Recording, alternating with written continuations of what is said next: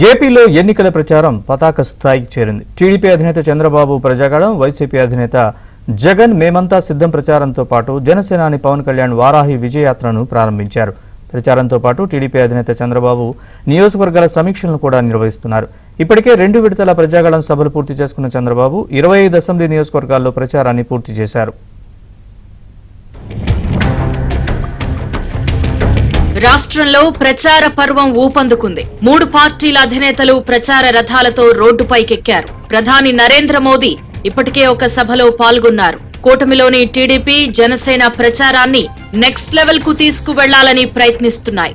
అభ్యర్థుల ఎంపికను దాదాపుగా పూర్తి చేసిన అన్ని పక్షాలు ప్రచారంపై దృష్టి పెట్టాయి.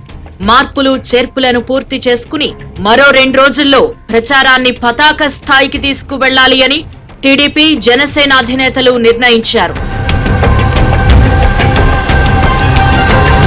టీడీపీ అధినేత చంద్రబాబు నాయుడు తొలి విడత, 2వ విడత ప్రజాగళాలను పూర్తి చేసుకున్నారు.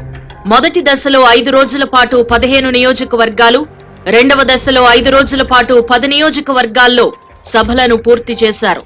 మరో 2-3 రోజుల్లో ఆయన 3వ విడత ప్రజాగళానికి బయలుదేరనున్నారు.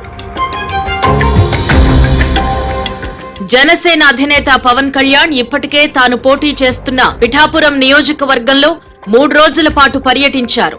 ఆయనకు జ్వరం రావడంతో 2 రోజులు విశ్రాంతి తీసుకుని మళ్లీ తన పర్యటన ప్రారంభించారు.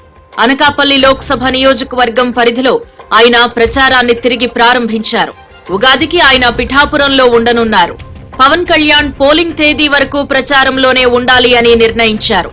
తొలుత ఆయన జనసేన అభ్యర్థులు పోటీ చేస్తున్న నియోజకవర్గాల్లో పర్యటించి ఆ తర్వాత కూటమి అభ్యర్థులు పోటీ చేస్తున్న నియోజకవర్గాల్లో ప్రచారం నిర్వహించనున్నారు. తెలుగుదేశం తరపున హిందూపురం ఎమ్మెల్యే హీరో నందమూరి బాలకృష్ణ కూడా ప్రచారాన్ని ప్రారంభిస్తారు.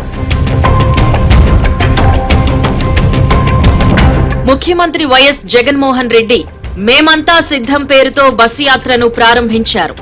ఆశించినంత స్పందన రాకపోవడంతో వైసీపీ శ్రేణుల్లో గుబులు పట్టుకుంది. సిద్ధం సభలకు తెచ్చిన జనం చివరి వరకు ఉండకపోవడంతో ఆ పార్టీలో నైరాశ్యం చోటు చేసుకుంది. అయితే లబ్ధిదారులు తమకు ఓటేస్తారని సర్ది చెప్పుకుంటున్నారు. ముఖ్యమంత్రి స్టార్ క్యాంపెయినర్ గా ప్రచారం చేస్తున్నప్పటికీ రాష్ట్రంలో జనం కానరావడం లేదని వైసీపీ నేతలే చెవులు కొరుక్కుంటున్నారట. దీంతో వైసీపీ వ్యూహకర్తలతో పాటు ఐపాక్ కూడా తలబాదుకుంటోంది.